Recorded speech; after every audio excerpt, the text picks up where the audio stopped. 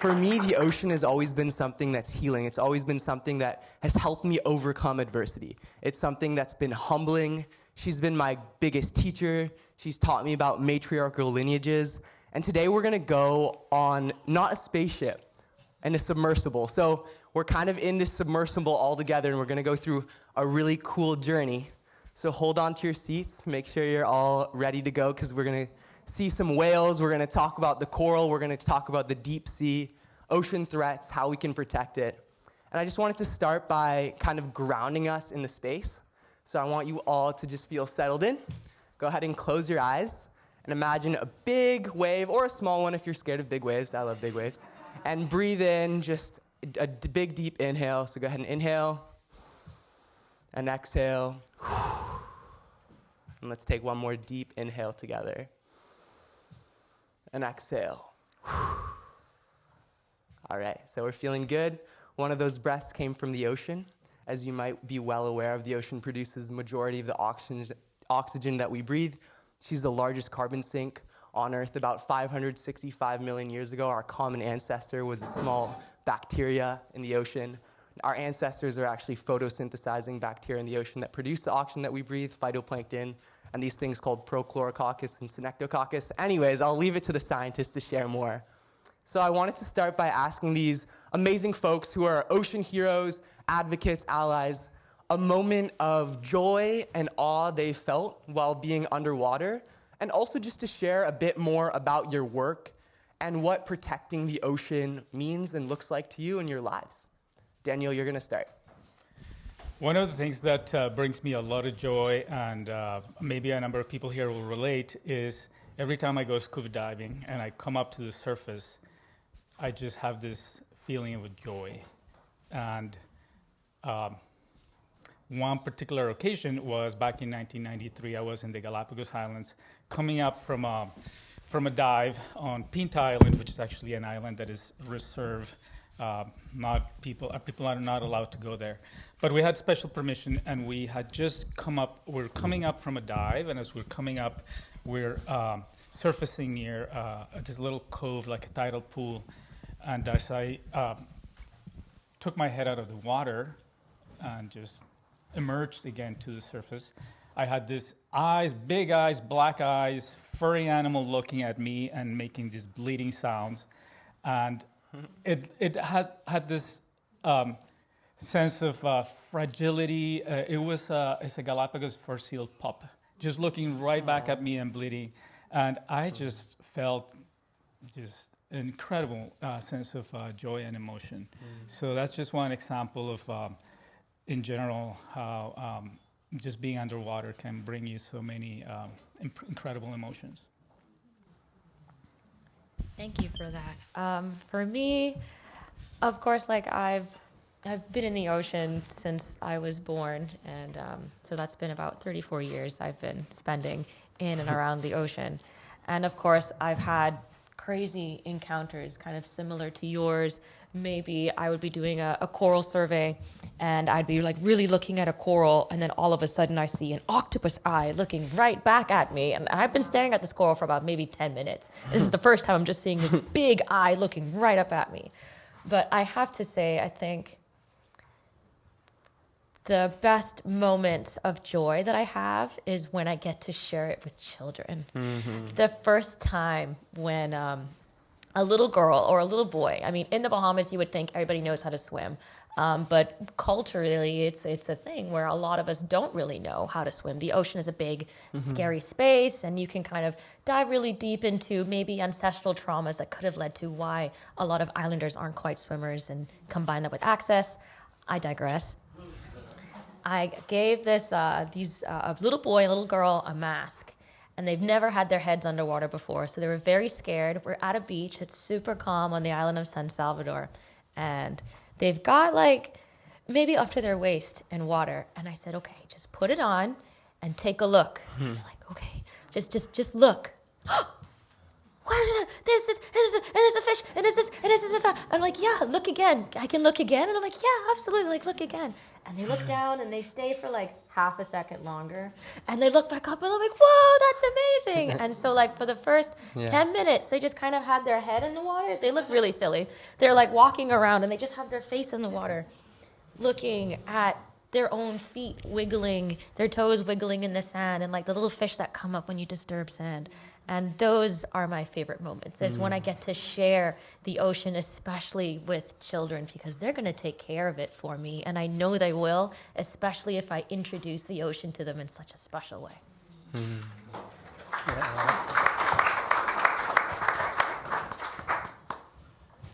My turn? Yeah, whoever. Gosh, there's so many moments that I've had in the ocean as a photographer and filmmaker. One that particularly is something that's like near and dear to me was filming leopard seals in Antarctica. And, you know, they're thought to be like the most dangerous animal in Antarctica, you know, but in fact they're not. They're incredibly charismatic, beautiful, thoughtful apex predators. And Paul Nicolin, who's another co-founder of Sea Legacy, him and I were in the water with the leopard seals one day, and they would bring us penguins. First, they would bring us live penguins, and they would spit them out like right in front of our face. And of course, we're just paralyzed, holding cameras, like trying not to interfere with the scene, you know. And all of a sudden, it would leave, and we'd look at each other like, "Oh my God, what's happening?" It would come back and bring wounded penguins for us. And it was teaching us how to hunt. We realized it sort of saw these big, two awkward floating, like in these black dry suits, animals that could not figure out how to catch penguins. And eventually it would bring us dead penguins and then spit them out right in front of us and then just look at us in the most awkward, it would like nudge it over. And I just remember thinking like, how incredibly humbling that is, that I'm like, this is other creature that's like, we're sharing like a true moment in its environment. And that's a moment that I always go to. Yeah. I think we always feel like weak little fish when we're with those apex predators in the ocean. And I know Max has seen a lot of different ecosystems, and we actually, his little kids over there, give us a wave. Woohoo! Hey, family. They're the real ocean champions. I remember diving with them in French Polynesia. We were doing a little bit of coral gardening. They had just planted some coral. And we were swimming, and Max found a little clownfish, found Nemo, and we were all swimming towards that. And on the way, we found an octopus, and we were fascinated. We couldn't decide who to look at for the longest time. So we went to the clownfish, went back to the octopus, and had the best day ever. Max, can you share more about your work and why you love the ocean? Thank you, and thank you for introducing my pod. Yeah. You know, I do have many too, and that I've been sharing with my good friend Andy, with my wife Britt, and with many others. I was trying to find the one, and it is hard actually, because each of them are so special in so many ways. You know, I've been with whales face to face, whales to come to see you. You think you go to see them, and actually they come in to look right at you. And you wonder, like, who's looking at who? One of the most special, for years we were trying a campaign, an expedition in Patagonia, which is never easy. It's very expensive stuff to do, and Patagonia is my place. I'm from Chile. Patagonia is like home to me. And so for years, then COVID and everything, we had to, you know, like just 1 week before COVID, we had to cancel. Sylvia Errol, which I work with, she was coming. I had to call her, like, don't come because this epidemic is starting, and you know, like, and it was right in the moment. We had the boat full of food, everything. We had to kind of drop it. So it was like 3 years, so we couldn't make it. And just like a month before last year, we still didn't have the money, and Andy was like, is this really happening? Because we have to do some things that it's happening. It's going to happen no matter what. And finally we did it. And we went to these incredible places where probably no human had been ever diving. Biggest kelp forest on Earth. Wow. just incredible beauty of biodiversity, colors that you wouldn't think exist in such a cold water. And I remember I was diving through like this beautiful forest underwater, and a big rock there. It was just like the perfect. I was like, I would live here. No, Yeah. If I would be someone who could live, actually, I would live here in this place. And I feel something like someone is looking at me, and it was an octopus. It was perched in a place. I mean, it was perched. It was like standing and looking right at me, kind of. And I was like, oh my God, is that an octopus? And so I started going to him. And, you know, I do photography not as good as he does, but I try. I mean, I always check the pictures and then I check the same place and like, okay, I'm going to drop this. But anyway, so then I go into and get closer and he comes right at me. And he comes and and I'm like, oh, it's coming. Oh, it's coming. Keep coming. And it's a massive octopus. And it walks toward me. And I'm like, I'm going to stay here. And then it start climbing on my legs. And then it goes in here and he hugged me. Completely. I mean, it's a massive octopus, and I can't even look because of the mask. You know? I mean, I can't turn my face enough down to see, but he's right here. And he hugged me for a while, and then all of a sudden it just pop up, and he goes, you know? And it was like this sort of a reward, or whatever you want to call it, but this moment of nature, as a good friend of us always says, it's just it's beautiful of like confirming we needed to do this. I mean, it took a long time, and now we're working to protect some of these places better, no? So, yeah. Fun octopus fact, they have how many hearts? And how many brains? 8. And they have 500 million neurons. Smart little things, big things. So who loves whales? Raise your hand. Obviously. Keep them raised if you love dolphins. Let's give a shout out to our dolphins. They're cool too. Who loves sharks? Oh yeah. Okay, good. We're shark lovers in the house. So obviously whales are so important for so many reasons. Atmos just did a beautiful story on a new announcement that was made by a very strong individual and a very strong nation, the Maori people, the kingdom of the Maori people, that recently made a pact with the Cook Islands and other Pacific Island leaders to say that whales should have legal personhood. And this rights of nature and the rights of the ocean movement has been growing quite swiftly. And in order to really value and respect the ocean and these magnificent, intelligent, beautiful, and also very threatened beings in the ocean, we need to give them legal rights as people to be able to sue different organizations, companies, governments that are continuously putting them at harm, from shipping, from over-pollution, from actually harpooning them to feed different cultural provisions. So we're going to dive in a little bit with the whales here. And this guy over here has spent 20 years of his career studying all sorts, or longer, I don't even know, more time than I've been alive, y'all. Studying these beautiful sea creatures, not to date anyone.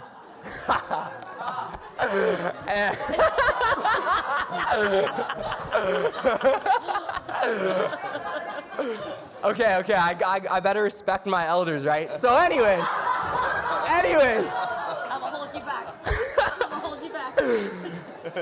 Whales are so important, right? Their poo is important. Their poo used to be fragrance, right? Their poo is still used in fragrance. Their poo fertilizes their ocean. Literally, whale fecal matter is one of the most important things for our carbon cycle, our biological pump. I wanted to ask you, in light of whales receiving legal personhood under the International Court of Justice, why do we need to really value and respect whales? And what does the future of conserving these incredibly talented, magnificent species look like? First of all, thank you for aging me. I'm 54 years old, and I have been studying whales for about 30 years. This notion of non-human personhood and initiatives by governments to give them this kind of quality is very leading edge, and it's an area where as much as it involves the humanities and biology and so forth. So it's kind of a new ground, but I think Alana talked about ancestral trauma, and we talk about also even ancestral inertia. And what I mean is that we have had traditionally an approach to nature that nature is a resource, whether it's to be managed or where it's to be extracted from. Mostly. These days, there's more and more management of the resources, but that still has an undertone that we have the upper hand, that we control and manage these resources as something that is somehow beneath us and that we can control. So it's interesting to hear about these things because there's a shift that's happening, and we are essentially finally maybe coming out of that ancestral inertia of exploiting the oceans or managing them to maybe protect them, but like this parcel that we need to protect and according to our standards. So accepting and understanding that there's other animals with whom we share the planet that have high levels of intelligence. This idea of non-human personhood has come from the notion that as we have been and continue to do studies on the social structure, intelligence, communication, we realize that these animals actually have cultures. So it's based on our own human definitions of what culture is in terms of social organization, using some level of language or communication and so forth, they meet the standard of what we call a culture. So these are non-human cultures. So as we come to understand that these are just not sort of resources to be managed, but there's more there, we need to expand our approaches to how we interact with the resources. So, and just calling them resources is already sort of a Western colonial way of, it's our environment, is where we live, so forth.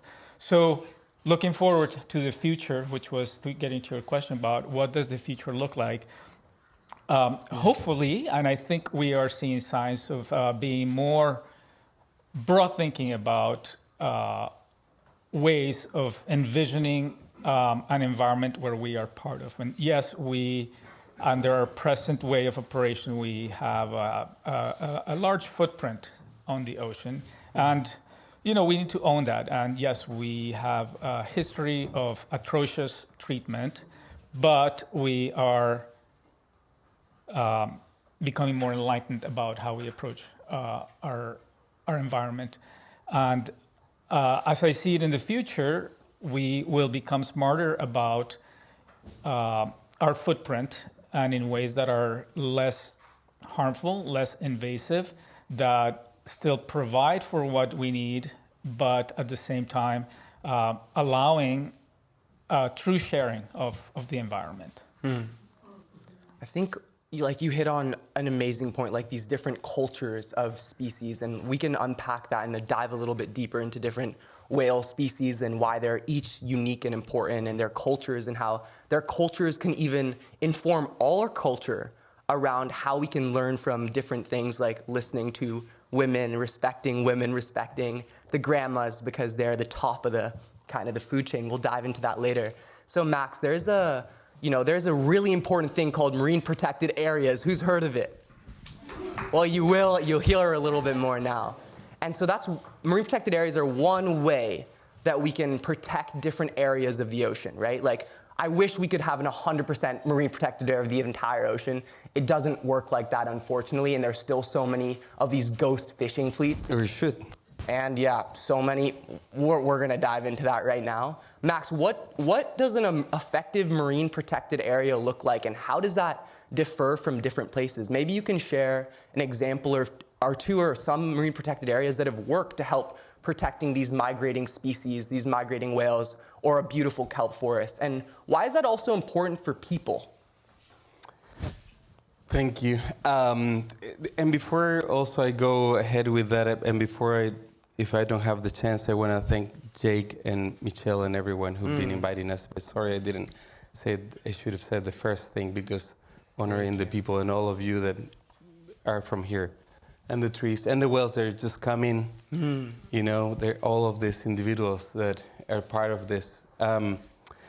So MPAs, it sounds like something new, Western, new idea on how to fix things, but actually they have been used by groups like in Indonesia for thousands of years. They call it rahui, they call it tapu, they call it different ways, no? And it's just a way to actually respect, you know, the others that actually live, and those, now we call it resources, to actually also give them some space. And I think it's just a way of actually show respect. And we've been in a good role of like creating marine protected areas in the last few years. With Andy also, we've been working hard on trying to get more marine protected areas. There's a new resolution by the UN that require, in a way voluntary, but it requires the governments to get to 30% of protection. So we're trying to get governments to create marine protected areas that protect 30% at least of their economic exclusive zone. And we were just a couple weeks ago with the president of Dominican Republic signing 2 new marine protected areas that got them to 30.8%. And they're very happy. Their campaigns, they're not easy. There's a lot of interest, and actually, when people ask me, like, what do you do? And I say, like, I do ecosystem management. Because nobody manages an ecosystem. It is impossible. You know, we create these areas. What we are trying to give the ecosystem is just space to do what they do. You know, we said, like, we manage a species or an ecosystem. We hardly manage the cod. Look at where it is, you know? And so it's just what we can do, it's try to manage the interests of people, the ego of people around these things. And we were hearing yesterday also on the reclamation. There's the reclamation of the ocean too. We've been giving away the ocean to the fisheries, to industrial, highly subsidized. They fish millions of tons of life, wild life. I mean, you go to the supermarket and you get, you know, a can of tuna.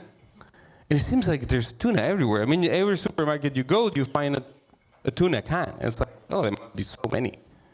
It took me years to get in the water and be able to see a wild tuna in the water. And this massive animal to me in Galapagos Island, actually.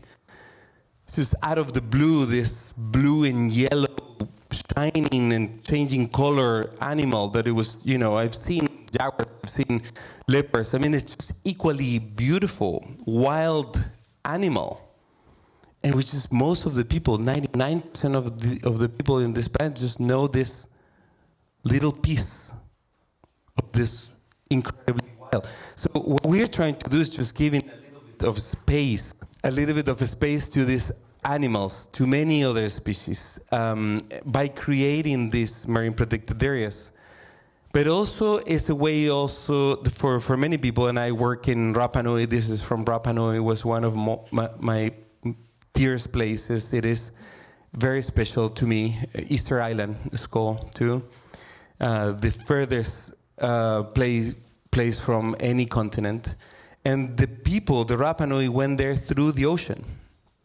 They navigate like Nainoa Thompson does today. You know, we work with Sylvia Earle, with Nainoa Thompson. My wife works with Nainoa Thompson, 2 elders. We've been learning so much from them on how to look under the canoe. What is under the canoe? What is in the water? And we keep learning this, and we're just trying to give it a little space. And I think the MPAs are an opportunity for communities to also reclaim the ocean, not just for extraction. And we always think about how fix things by extracting. Oh, let's make it more sustainable. Let's think about it by giving space, but going in peace with nature. I think we have a great opportunity here. And so MPAs can be all of that. And that's what we are trying to do. And we're far, far, far from it. Only 3% of the ocean is being well protected. There's many protected areas that are not really protected. 3%, so then 97% can be for selling. That's not right. You don't go to the doctor and say, save my 3% of the body. Yeah. You want your whole body. If we want to live, if we want a continuous humanity thriving, we need the 100%. Bam! Yeah. MPAs are kind of where the rubber meets the road. Like, the ocean is in full triage mode. There's so, like, if we want to, I mean, in a perfect world, like, we shouldn't need, like, government regulations to protect the ocean. Like, that would be amazing if we could have the respect to sort of self-govern. But we don't even have time to, like, re-educate and rebuild in so many ways. We need to draw big lines around areas of the ocean and leave them alone. And that's hard to communicate. You know, you have a very finite time period within an administration to pass a marine protected area. It's very strategic. It's very political. That is the sort of game. It's challenging, you know, like the best way I communicate to like for the fishing industry or anybody in general for a marine protected area is look at it as like a savings account. Like you just can't keep withdrawing from the same account. You're going to run out of money. We're going to run out of fish. And all these industrial fishing fleets, there's over 1 million of them out right now fishing around the clock, like 24/7. They don't even come to port. Other ships come in, take their catch, bring them in. 1 million. And most of them are highly subsidized, so much so that they could go out and fish until the last fish is caught and be profitable. This is an analogy that I like to use where it's like, okay, if we had a table and there was $100 bills all over the table, like it was a big pile of them, we'd all take a few, put them in our pocket and like leave the rest. But when there's only a few left and there's all of us, the like extraction becomes like more violent. Like everyone's now, and that's what's happening. Yeah. But the ocean the hopeful part of this is that the ocean is incredibly resilient. Yeah. Like it will rewild and rebuild itself. But you have to leave it alone, you know, and MPAs are negotiations. Like it's not like we could go and say, okay, look, you can't withdraw from your savings account, which is ultimately going to benefit the fisheries. It's going to benefit the cultures. Like it's the only way forward is to protect these areas. But it's complicated. So you have to negotiate, right? So there's still lacks of protection. Like we're trying to reach 30% of the ocean protected by 2030. We're at 3%. And we go to conferences all year where we sit down with like presidents, prime ministers, and you know, they're all still making the same pledge, but when they create their marine protected areas, they're still like bottom trawling, completely scraping them. There's no P in MPA. There's just, I mean, so it's a complicated, you know, mechanism to try to save the ocean. And it's so bespoke to every single country and culture. And on top of that, like fish they don't know boundaries. You know, you could draw a line around the ocean, but the fish are going to swim out of it, you know? So the idea is to create networks of connected MPAs. And so that's the work that we're really doing. And there are some really big wins happening for the ocean, like the High Seas Treaty, like a new declaration basically saying countries have a legal responsibility to reduce their emissions in order to protect the ocean as a direct act of mitigation. There's all these policies that are now shifting. I think as a global scene, it's often hard to see the changes that are happening at scale to protect the ocean. At a local level, though, that's totally different. We're seeing communities innovating all sorts of new tools, technologically, culturally, socially, educationally, to get ocean literate citizens. We're seeing this in the Philippines, we're seeing this in the Bahamas, we're seeing this in islands across the Pacific, the Atlantic, and the Indian Ocean. And I think there's a testament to the power of ocean culture and ocean communities, and these coastal communities that are actually experiencing the front lines of climate change through ocean acidification, sea level rise, much like the community that's right here, that's gonna experience all sorts of different impacts and continue to, like you are with the white shark population, seal boom, that we can touch on later. I wanna go to a very special island and a special series of islands in the Bahamas. And I wanna ask you, Alana, what is the power of ocean justice, and what does it actually look like, feel like? What is it like to be an islander that's living on the front lines of extreme existential threats, hurricanes, typhoons, flooding, having to survive and having to build resilience because that's your only option? It's hard. I'll say that. It is very difficult. But as Bodhi mentioned, I'm from the Bahamas, born and raised, currently live and work there. And it is difficult.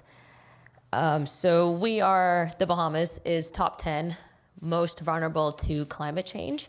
And the Bahamas has hardly had any sort of input into this problem. We're not much of a contributor to this issue, and so it is a little frustrating. And I can have some not so great days where people are coming from lots of major countries that are contributing to climate change, and they have the best day ever, the best vacation ever. They got proposed to in our islands, wonderful moments.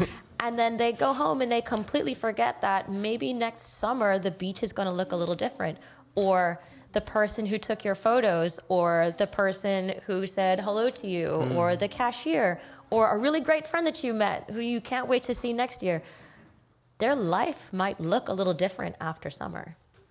I don't think I'm exaggerating, but I am a climate change refugee sitting in the front of you right now.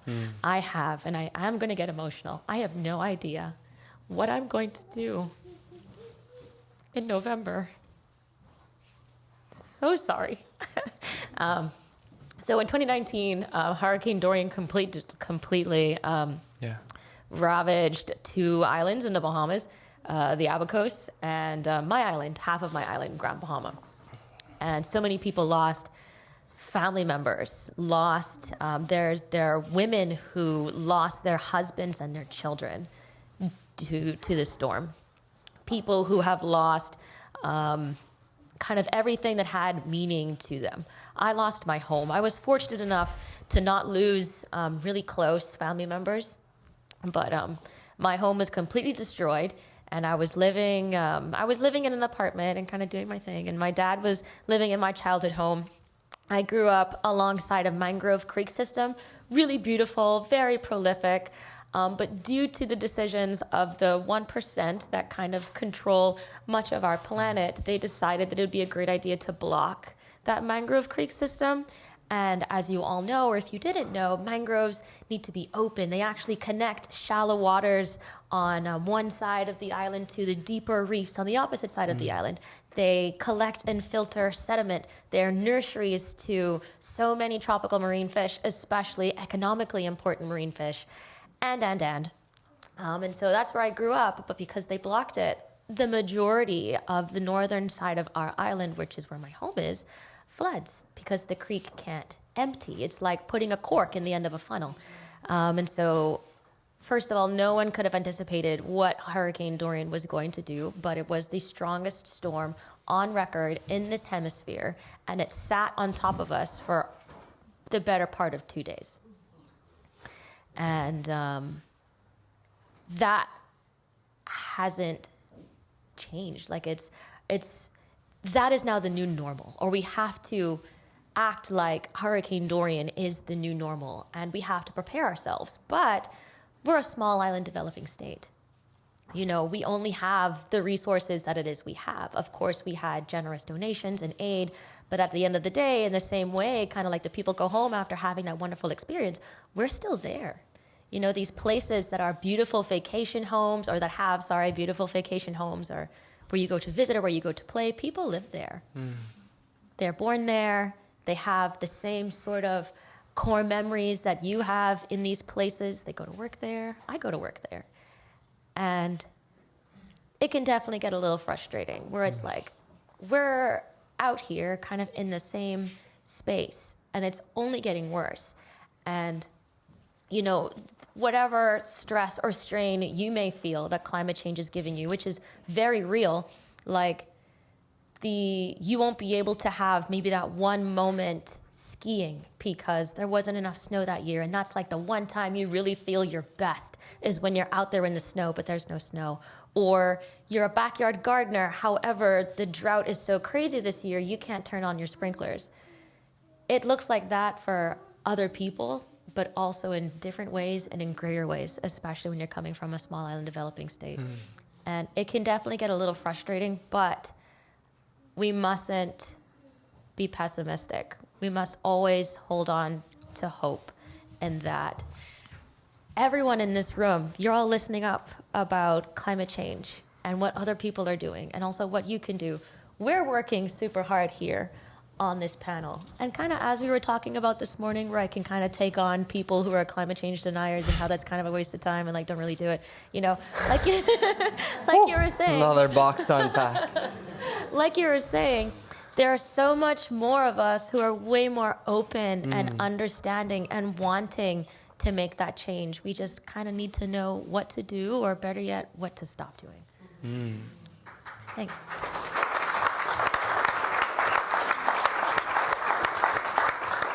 So I want you to picture this. An island, a small island, 262 families, about 1,100 people. In 2019, big typhoon comes through. In 2021, an even bigger typhoon comes through. Knocks out 95% of the homes. These 262 families, they have nowhere to go. They're on this small island, one of the 7,145 islands in the Philippines. These kids, not knowing what their future holds, yet they still have a smile on their face. Yet, through the cracks of this natural hazard, of this disaster, they're still playing basketball. They're still kicking around the plastic bottles, the waste that's washed up from the storm, with each other, weaving it with the fishing line that washed up from these commercial vessels. They're still playing on the streets that are now rubble. They're still having a good time. The resilience of islanders all around the world is baffling. And the resilience that young children have to grow up with nowadays, my generation and generations ahead, Gen Z, is really, really high. We kind of don't have a choice. We have to innovate. We have to create a better world. And I think this component of resilience is something that we're going to explore next. There's so many ways we can have resilience in the ocean, like blue natural capital. What is that? That's the mangroves that Alana was talking about. The seagrass that the Bahamas has. The Bahamas has a huge seagrass bed that still remain quite intact during these natural hazards, and that buffer some of the storm, that hold and sequester vast amounts of carbon in its roots. All these different kelp forest ecosystems that Max was explaining. The ocean is resilient, the earth is resilient. And we as humans, we don't have to be parasites. We can be symbionts. And learning from different coral reef ecosystems, learning from different ocean ecosystems really teaches us this. Alana, I want to go back to you and then open this up to the panel. What does resilience look like for you in your community, and how are you helping create a more resilient ocean? Sure. So I work at Coral Vita. We are the world's first, I heard a woo, yay. We are the world's first land-based commercial coral farm for reef restoration. That's a bit of a mouthful. Thank you. Because you can have land-based commercial coral farms, but they're usually for the aquarium trade.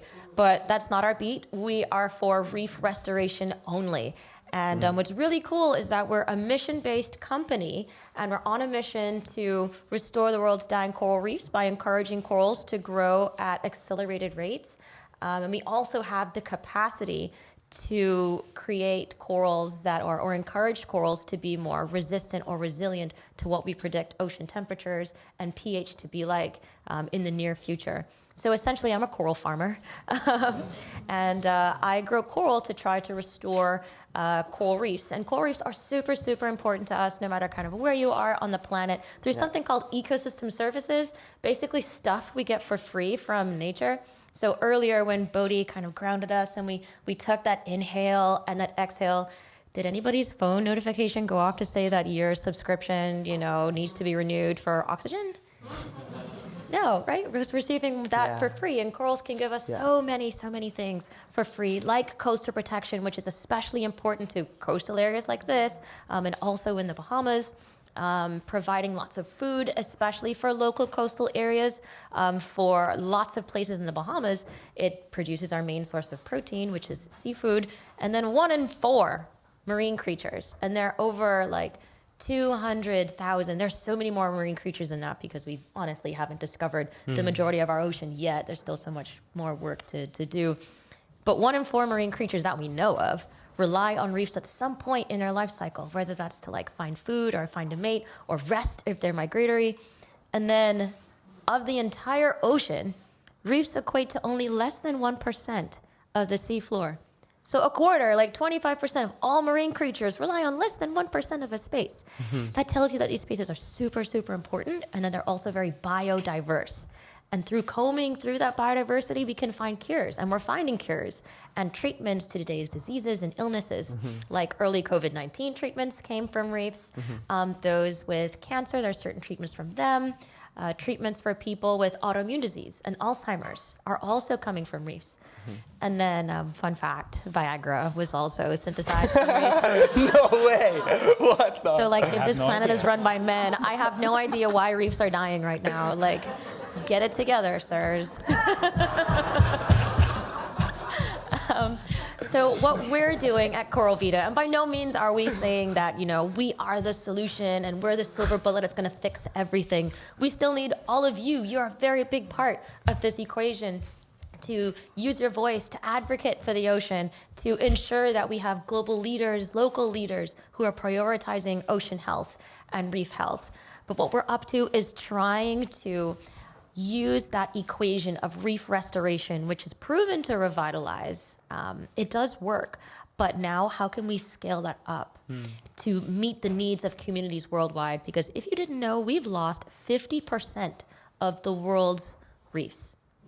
Half of the world's coral reefs are dead. And if we choose to do nothing, we could lose 90% by the year 2050. Yeah. That's really scary. That's 26 years from now. That's just, it's still I'm going to be in my early 60s when that rolls around. And I'd be gutted to know that I'd be passing on a very empty, grayscale ocean to my future kids, to my brother's future kids, Max, to your kids and their future kids. This is very real. And so revitalization, creating resilience in a scalable manner is what we're up to. And a lot of the questions that you may have about this, especially when it comes down to coral science, we really don't know.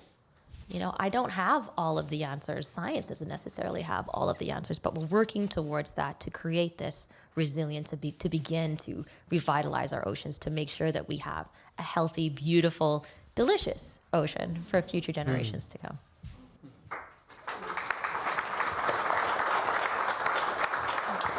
Ocean science really matters. We got a scientist right here, right? You know how experienced he is. And I want to kind of unpack what resilience is like in marine megafauna.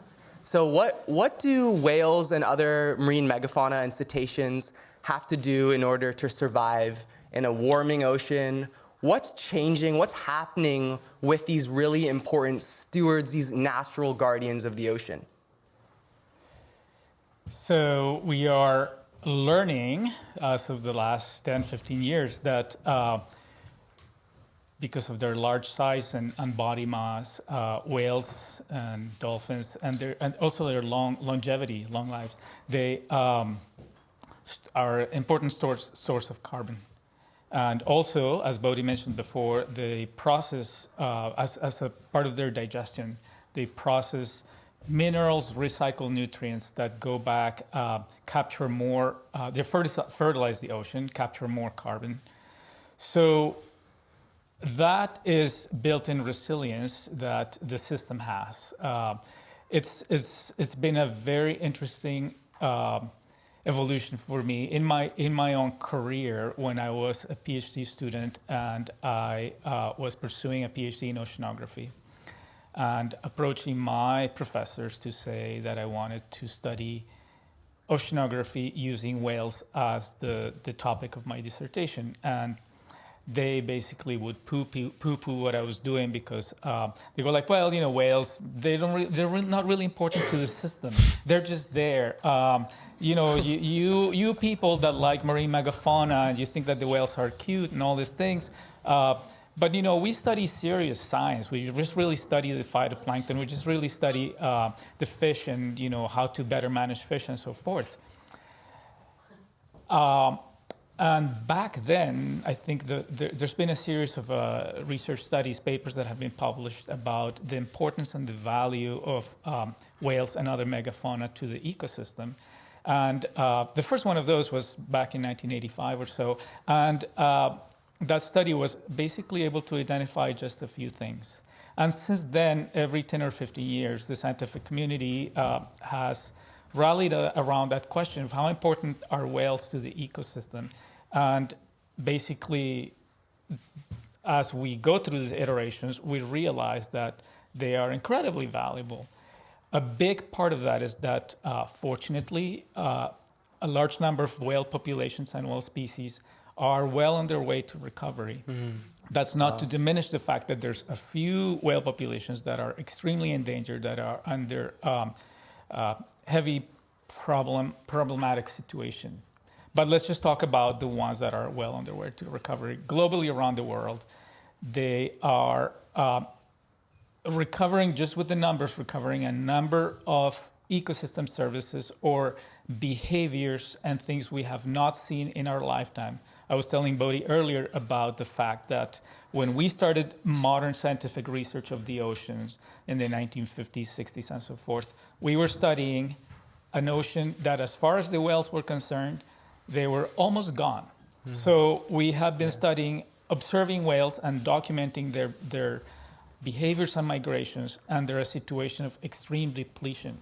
Now they're coming back, and it's incredible to see the things that they do when you see aggregations of dozens and hundreds of big whales all together doing behaviors that we have not seen before, because there's this sort of changes that happen when you have larger groups doing different things, just like with us humans do different things when we're small communities or large communities. So we are in awe in observation of all these new, exciting behaviors, and it's very much, thinking about the future and so forth. It's very much, we just don't know what else awaits, what's going to surprise us with new ways of how these animals interact with their environment.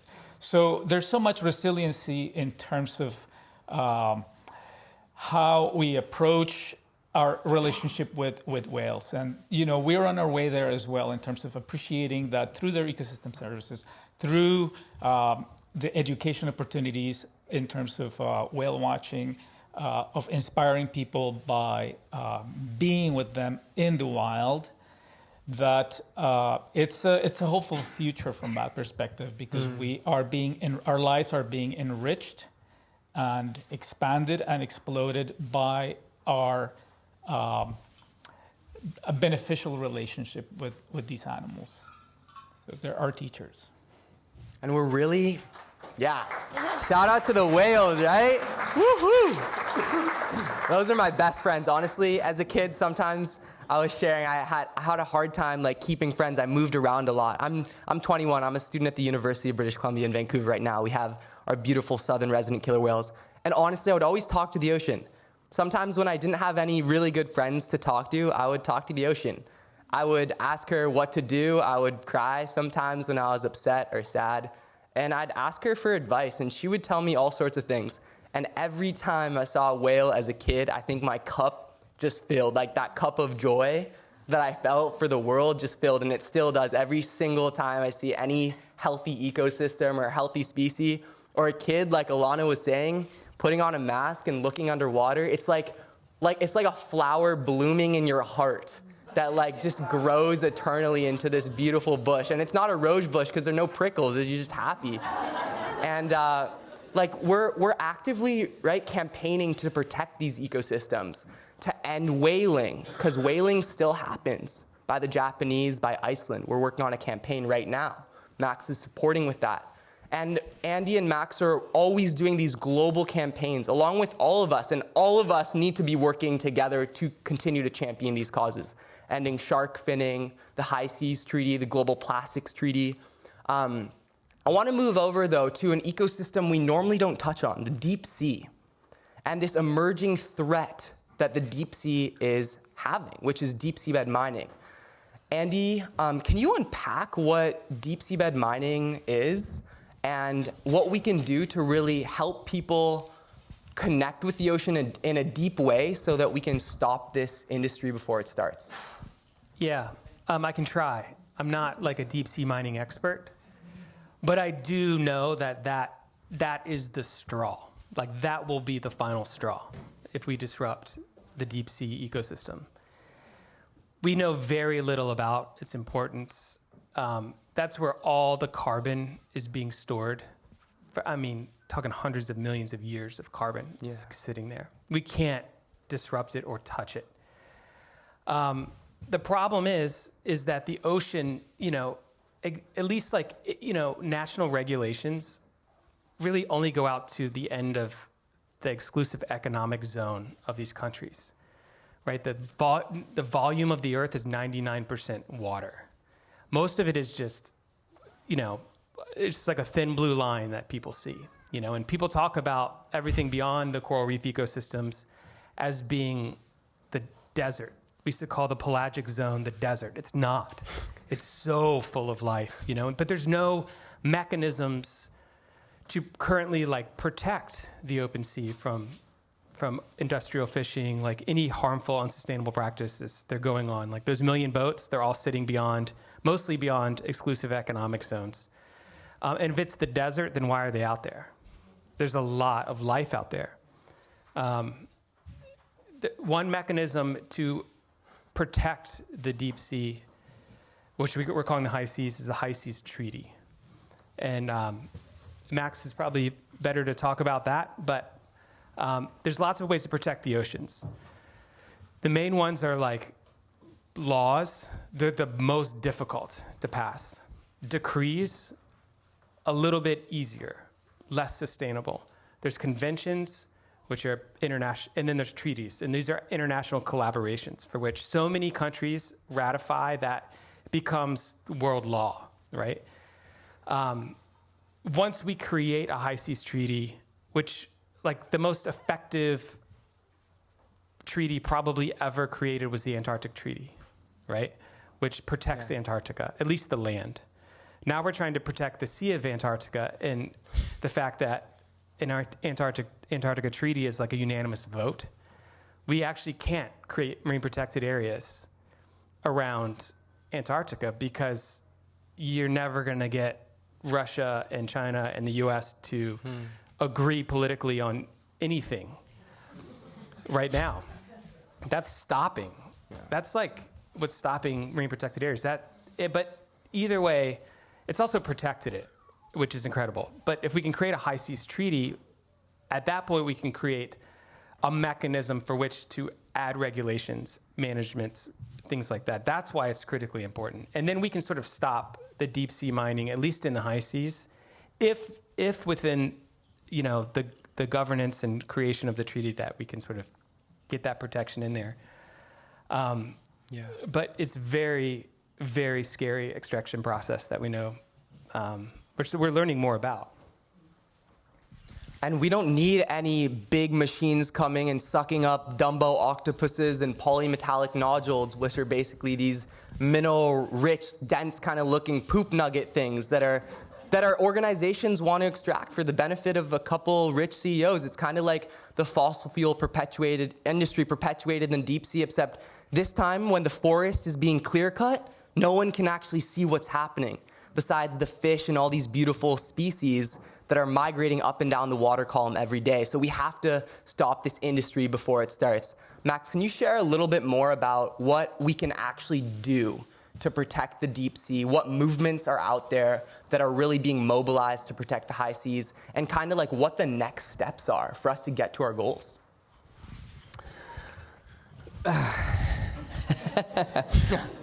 I mean, I have and I don't have the answer. I think every one of you need to look at the mirror and see what you have. Sylvia Earle that I work with, she's going to be 89 years old, and she always asks that question. I don't know what you do. I don't know you guys. Never met you. I'm sure you have something.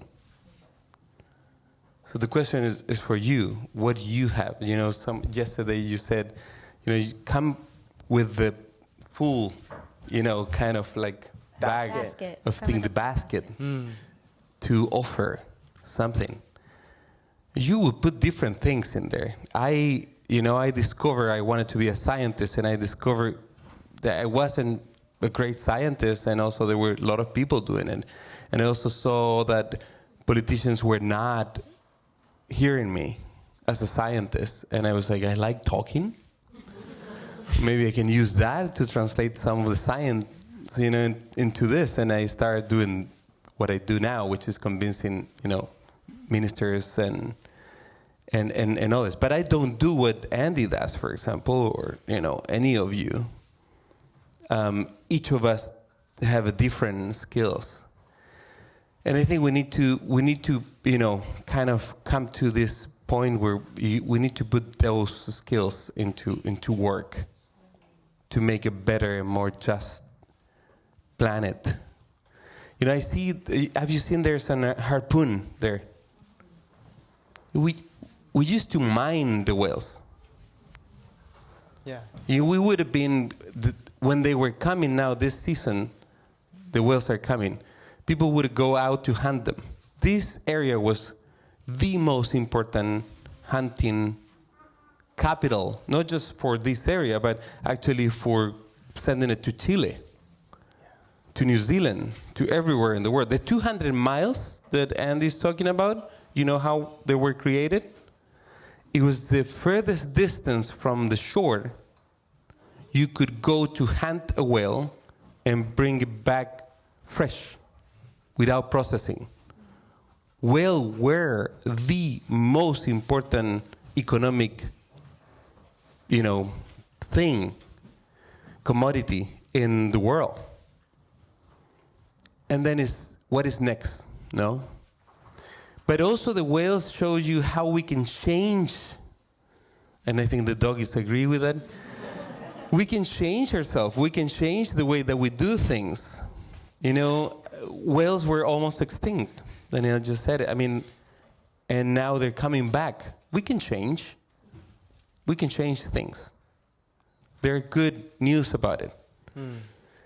And we should not allow activities and ideas they're being sold as kind of like the new good thing. Oh, we need more electric cars, and so we need to go and get the minerals that are in the water. That's not true.